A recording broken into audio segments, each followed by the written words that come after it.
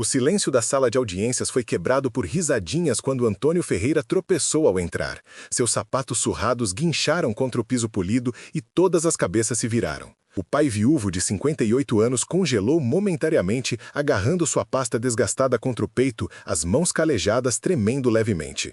Do outro lado da sala, sua própria filha Renata e o marido dela, Eduardo, estavam sentados próximos a um advogado de terno impecável, seus rostos contorcidos em uma mistura de vergonha e desprezo enquanto cochichavam atrás de mãos bem cuidadas. Ordem no tribunal, ordenou a juíza Oliveira, mas o estrago já estava feito. O rosto de Antônio queimou de vergonha enquanto caminhava sozinho até a mesa do réu, sem representação legal. Seu único terno, o mesmo que havia usado no funeral de sua esposa Helena 4 anos antes, pendurava-se frouxo em seu corpo, testemunha silenciosa do peso que perdera desde então. A escrivã mal conseguia esconder seu sorriso desdenhoso enquanto lhe entregava formulários que ele se esforçava para entender, seus óculos de leitura esquecidos em casa na pressa de chegar à audiência. Você teria se levantado para defendê-lo ou ficaria quieto como todos os outros? Conte-nos nos comentários. Ninguém sabia que, sob a aparência descuidada e o nervosismo de Antônio, escondia-se uma história que silenciaria cada risada zombeteira naquela sala. Mas ninguém estava preparado para o que aconteceria em seguida, muito menos sua filha Renata, que agora o acusava de ter roubado a herança que ela alegava ser sua por direito. Antônio trabalhava como zelador na Escola Estadual Monteiro Lobato há 30 anos. Todos os dias, ele acordava antes do amanhecer, preparava sua marmita na mesma vasilha de plástico que Helena lhe dera em seu primeiro aniversário de casamento e dirigia seu Fusca 1978 até o trabalho. Limpava os corredores, consertava carteiras quebradas e às vezes ficava até tarde para ajudar o professor de educação física a preparar a quadra para os jogos. Os alunos mal o notavam, apenas mais um adulto invisível em suas vidas agitadas, mas os professores respeitavam sua dedicação silenciosa. Quando Helena foi diagnosticada com um câncer agressivo 6 anos atrás, Antônio nunca faltou um dia de trabalho. Completava seu turno e depois dirigia diretamente para o hospital público, muitas vezes dormindo na cadeira desconfortável ao lado da cama dela. Depois que ela faleceu, ele tirou apenas 3 dias de licença para o funeral antes de retornar aos seus deveres, esfregando silenciosamente os pisos enquanto seu coração se despedaçava a cada respiração. Se histórias de pais que se recusam a desistir te comovem, inscreva-se agora. Mais histórias poderosas toda semana. Renata sempre se envergonhada da profissão humilde do pai. Como arquiteta bem-sucedida, casada com um executivo de multinacional, ela havia subido na escala social, distanciando-se de suas raízes de classe trabalhadora no subúrbio de São Paulo. Visitava os pais apenas no Natal e no Dia das Mães, inventando desculpas sobre sua agenda lotada. Quando Helena morreu, Renata apareceu no funeral vestida de preto de marca, falou eloquentemente sobre sua mãe e depois gradualmente reduziu suas visitas ao pai até quase nada. Antônio entendia. Sua filha havia construído uma vida diferente para si mesma em um condomínio fechado na Zona Sul, e ele sentia orgulho de seu sucesso. Nunca reclamou de sua ausência, nunca a fez sentir-se culpada. Em vez disso, ele a chamava todo domingo à noite, ouvindo pacientemente enquanto ela falava sobre seu último projeto ou planos de férias. Mantinha um álbum cheio de fotos que ela enviava de seu novo apartamento, seu carro importado, suas viagens para o exterior. Ele mostrava orgulhoso essas fotos para seus poucos amigos na escola, seus olhos brilhando com admiração. O que ninguém naquela sala de tribunal sabia era como Antônio havia sacrificado tudo pela filha. Quando Renata foi aceita em uma universidade particular cara, Antônio e Helena haviam esvaziado suas modestas economias para pagar o primeiro ano. Para os anos restantes, Antônio havia assumido um segundo emprego, trabalhando como segurança noturna em um supermercado local. Dormia apenas 4 horas por noite durante 3 anos, seu corpo perpetuamente exausto, suas mãos calejadas pelo trabalho constante. No verão, antes do último ano de faculdade de Renata, quando ela teve a oportunidade de fazer um intercâmbio em Portugal, Antônio vendeu o pequeno sítio em Minas Gerais que havia herdado de seu pai, o único luxo que já havia se permitido, comprado com a intenção de se aposentar lá um dia. Nunca contou a Renata de onde vinha o dinheiro extra. Ele queria que sua filha experimentasse o mundo além de sua cidade, que tivesse oportunidades que ele nunca teve. Enquanto a juíza chamava a ordem, a mente de Antônio voltava à infância de Renata. Ela havia sido uma menina brilhante e curiosa, com os cabelos castanhos de Helena e a teimosia dele. Lembrava-se de ensiná-la a andar de bicicleta na rua de paralelepípedos do bairro, correndo ao lado dela enquanto ela se desequilibrava, depois se estabilizava e finalmente pedalava sozinha. Lembrava-se de ajudá-la com seus projetos de ciências, assistir suas apresentações de balé e, mais tarde, levá-la a festas do colégio, esperando acordado até que ela voltasse em segurança. O caso perante o tribunal hoje parecia impossível para ele. Após a morte de Helena, Renata havia descoberto que a avó materna deixara uma pequena herança, R$ 80 mil, que Helena mantinha em uma conta separada. Não era muito pelos padrões de Renata, mas para Antônio representava segurança em sua aposentadoria iminente, que seria apenas com um salário mínimo depois de 30 anos de trabalho. O testamento de Helena deixava tudo para Antônio, com instruções de que ele decidiria que porção compartilhar com Renata quando fosse apropriado. 2 meses atrás, Antônio sofreu um infarto leve. Enquanto se recuperava no hospital público, pediu a Renata que buscasse alguns documentos em seu escritório improvisado. Foi quando ela descobriu extratos bancários mostrando saques regulares da conta da herança. Agora ela o processava, alegando que ele havia roubado dinheiro que por direito deveria ser dela. A verdade era mais simples e mais complexa do que qualquer pessoa naquela sala poderia imaginar. A juíza pigarreou. Estamos aqui hoje referente ao processo número 2145 do ano corrente, Ferreira contra Ferreira. A parte autora está pronta para prosseguir? O advogado de Renata, um homem de aparência severa, em um terno que provavelmente custava mais do que Antônio ganhava em um mês, levantou-se com confiança. Sim, excelência. E o réu, senhor Ferreira, o senhor está se representando hoje? Antônio engoliu em seco. Sim, excelência, eu não pude pagar por um advogado. Uma nova voz interrompeu do fundo da sala. Na verdade, excelência, o réu está representado por um advogado. Todas as cabeças se viraram enquanto um homem alto e distinto caminhava pelo corredor central. Ele vestia um terno cinza perfeitamente ajustado, carregava uma pasta de couro que brilhava sobre as luzes fluorescentes e se movia com a confiança tranquila de alguém acostumado a comandar a atenção. Antônio não o reconhecia. E o senhor é? Perguntou a juíza, olhando por cima de seus óculos. Luciano Campos, excelência do escritório Campos Bueno e Associados. O nome do prestigiado escritório de advocacia causou um murmúrio de sussurros. Peço desculpas pelo meu atraso, posso ter um momento com meu cliente antes de continuarmos? A juíza assentiu e Luciano Campos aproximou-se de Antônio, estendendo sua mão. Senhor Ferreira, disse calorosamente, vamos conversar. Confuso, Antônio apertou a mão do advogado. Deve haver algum engano, sussurrou. Eu não posso pagar alguém como o senhor. Luciano sorriu. Não há engano, senhor. Vamos lá fora um instante. No corredor, a confusão de Antônio aumentou. Não entendo. Quem o enviou? Não tenho dinheiro para um advogado, especialmente de um escritório como o seu. A expressão de Luciano suavizou-se. Senhor Ferreira, o senhor se lembra de um estudante da escola Monteiro Lobato chamado Pedro Campos, formando de 2004? A testa de Antônio franziu-se enquanto vasculhava sua memória. Pedro? Garoto magro, de óculos, que sempre chegava muito cedo e ficava na biblioteca? Luciana assentiu, seus olhos de repente brilhando com emoção. Esse é meu filho. Ele me contou uma vez sobre um zelador que o encontrou chorando na escada após ser humilhado por colegas por causa de suas roupas simples. Esse zelador sentou-se com ele por 1 hora após seu expediente terminar, contando histórias sobre perseverança e falando sobre como o conhecimento vale mais que qualquer roupa de marca. Depois, esse mesmo zelador começou a chegar mais cedo para abrir a biblioteca só para Pedro, para que ele pudesse estudar antes das aulas começarem.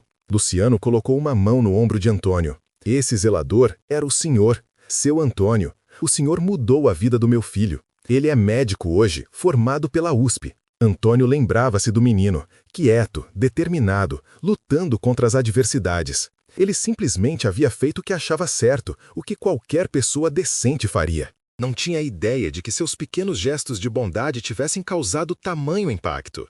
Quando soube deste caso através de um colega que conhece o advogado da sua filha, eu sabia que tinha que ajudar. O senhor não me deve nada, seu Antônio. Esta é minha forma de agradecer pelo que fez pelo meu filho. Os olhos de Antônio encheram-se de lágrimas enquanto retornavam à sala. Pela primeira vez desde que entrou naquele espaço intimidador, ele manteve a cabeça erguida. O processo começou com o advogado de Renata apresentando extratos bancários mostrando que Antônio havia retirado quase R$ 50 mil da conta da herança ao longo dos últimos 4 anos. A mãe da minha cliente pretendia que ela recebesse esse dinheiro, argumentou o advogado. O senhor Ferreira sistematicamente esgotou esses fundos para seu próprio uso, traindo tanto os desejos de sua falecida esposa quanto a confiança de sua filha. Renata sentou-se rígida ao lado de seu advogado, sua expressão fria enquanto evitava o olhar do pai. Seu marido apertou sua mão em apoio. Formavam um casal de imagem perfeita em seus trajes coordenados e expressões idênticas de indignação. Quando chegou a vez de Luciano Campos falar, ele aproximou-se do estrado com passos medidos. Excelência, meu cliente não contesta ter feito esses saques. No entanto, acredito que o tribunal achará o propósito desses saques bastante relevante. Ele virou-se para Antônio. Senhor Ferreira, poderia explicar ao tribunal por que retirou esse dinheiro? Antônio pigarreou, sua voz firme apesar do nervosismo. Depois que minha esposa faleceu, descobri que ela estava ajudando nossa filha financeiramente sem meu conhecimento. Renata e Eduardo haviam comprado um apartamento além de suas possibilidades na planta, e Helena enviava R$ 4.000 trimestralmente para ajudar com as prestações. Um murmúrio percorreu a sala enquanto o rosto de Renata empalidecia. Luciano continuou. Senhor Ferreira, em vez de interromper esse apoio após a morte de sua esposa, o que o senhor fez? Continuei com os pagamentos, disse Antônio simplesmente. Renata nunca soube que vinham de sua mãe, e eu não queria que ela perdesse o apartamento. Então continuei enviando dinheiro, assim como Helena fazia.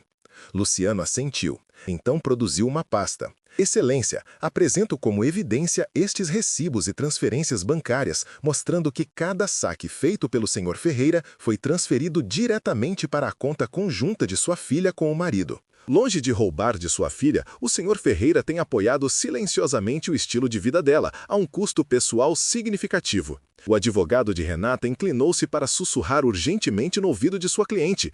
O rosto de Renata havia perdido toda a cor e seu marido olhava fixamente para a frente, com a mandíbula cerrada. Você teria confessado a verdade neste ponto ou continuaria com o processo? Conte-nos nos comentários. Luciano não havia terminado. Além disso, Excelência, gostaria de chamar a atenção para o testamento real da senhora Helena Ferreira, que apresentei como evidência B. O texto estabelece claramente que todos os bens foram deixados para seu marido, Antônio Ferreira, para usar a seu exclusivo critério. Não havia nenhuma estipulação de que qualquer quantia específica devesse ser dada à filha. A juíza analisou o documento e então olhou para o advogado de Renata. Doutor, diante dessa evidência, o senhor deseja continuar com essa ação? Antes que seu advogado pudesse responder, Renata levantou-se repentinamente. Eu não sabia, disse ela, sua voz tremendo. Pai, eu não sabia que a mamãe estava nos ajudando com o apartamento. Por que você não me contou? A voz de Antônio era suave quando respondeu. Você estava tão orgulhosa daquele apartamento, Renata. Você trabalhou tanto para chegar onde está. Sua mãe não queria que você sentisse que não podia conseguir por conta própria, e eu também não. Lágrimas corriam pelo rosto de Renata enquanto a imagem cuidadosamente construída desmoronava ao seu redor. Seu marido remexia-se desconfortavelmente ao seu lado, evitando o olhar de todos. Luciano ainda tinha mais um ponto a apresentar. Ele retirou outro documento de sua pasta. Excelência, há outro assunto que gostaria de trazer à atenção do tribunal. O senhor Ferreira não apenas continuou os pagamentos que sua esposa havia estabelecido, mas também pagou integralmente o tratamento odontológico da filha no valor de R$ 18.000, usando uma parte de sua aposentadoria antecipada que recebeu da escola no ano passado. Eduardo, o marido de Renata, olhou para a esposa com surpresa. Você me disse que seus pais haviam dado esse dinheiro como presente de aniversário de casamento, disse ele, autossuficiente para todos ouvirem. Um silêncio absoluto caiu sobre a sala. Renata olhou para o pai com incredulidade, suas certezas desmoronando uma após a outra. Papai, você usou sua aposentadoria para meu tratamento, mas você sempre disse que esse dinheiro seria para reformar a casa. Antônio deu de ombros levemente. Um pai nunca se aposenta, filha. Luciano Campos aproximou-se da mesa da autora. À luz dessa evidência, talvez a senhora Ferreira queira retirar sua ação? Renata assentiu em silêncio, incapaz de olhar para o pai. A juíza arquivou oficialmente o caso, mas o verdadeiro julgamento já havia ocorrido nos corações e mentes de todos os presentes.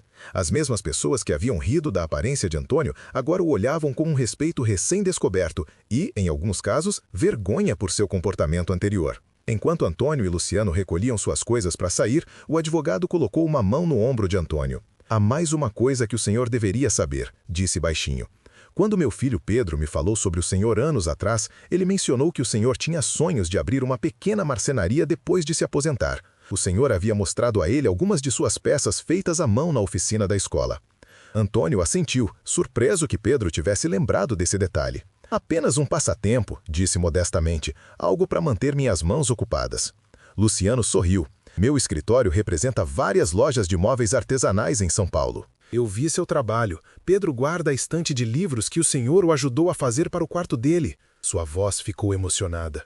É o móvel mais bonito da casa dele. Se estiver interessado, eu poderia apresentá-lo a algumas pessoas que valorizariam sua arte. Ao saírem juntos da sala do tribunal, Antônio parou no corredor. Renata estava lá, sozinha, seu marido tendo desaparecido assim que o caso foi arquivado. Sua maquiagem estava manchada com lágrimas, sua postura confiante substituída pela incerteza que Antônio lembrava de sua infância. Pai, sussurrou ela, sinto muito, eu não entendia. Antônio tinha todo o direito de passar direto por ela, de deixá-la sentir todo o peso de suas ações. Ela o havia arrastado para o tribunal, humilhado publicamente e acusado de roubo, tudo enquanto aceitava sem saber seu apoio financeiro. Mas Antônio Ferreira nunca foi o tipo de homem que guardava mágoas. Ele abriu os braços e, após um momento de hesitação, sua filha entrou em seu abraço. Ele a segurou enquanto ela soluçava contra seu ombro, assim como fazia quando ela era uma garotinha assustada com trovoadas. Vamos conversar, prometeu suavemente. Há muito que ambos precisamos dizer. Enquanto Luciano Campos observava pai e filha de uma distância respeitosa, ele não pôde deixar de rir, não a risada zombeta que havia recebido Antônio mais cedo, mas a risada suave de alguém testemunhando a justiça em sua forma mais pura. Às vezes, pensou ele, a verdadeira medida da riqueza não tem nada a ver com contas bancárias ou ternos caros, mas com a capacidade de perdoar e a dignidade silenciosa de um homem que havia dado tudo sem esperar nada em troca. Do lado de fora do fórum, o sol de setembro rompeu as nuvens que ameaçavam chuva durante toda a manhã. Antônio Ferreira desceu os degraus com sua filha de um lado e seu inesperado defensor do outro. Pela primeira vez em 4 anos, seus ombros não estavam curvados pelo peso da luta solitária. Nunca julgue uma pessoa pela sua aparência ou profissão. As almas mais ricas frequentemente vêm nos pacotes mais humildes, e a verdadeira herança nem sempre é contada em reais, mas em lições ensinadas pelo exemplo silencioso e amor incondicional. Se esta história te comoveu, inscreva-se agora para mais histórias poderosas toda semana. E clique no vídeo na tela para assistir ao próximo, com uma reviravolta tão poderosa que você nunca esquecerá.